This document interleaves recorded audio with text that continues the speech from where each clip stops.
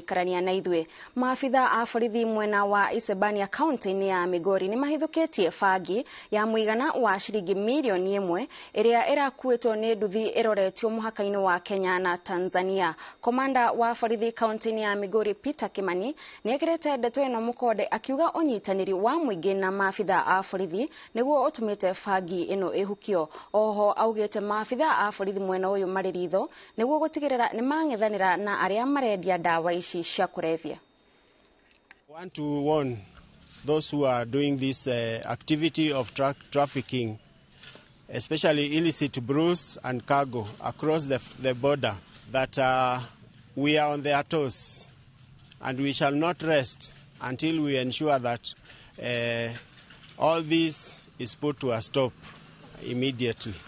The estimated value of this cargo that was arrested, the Bangi, is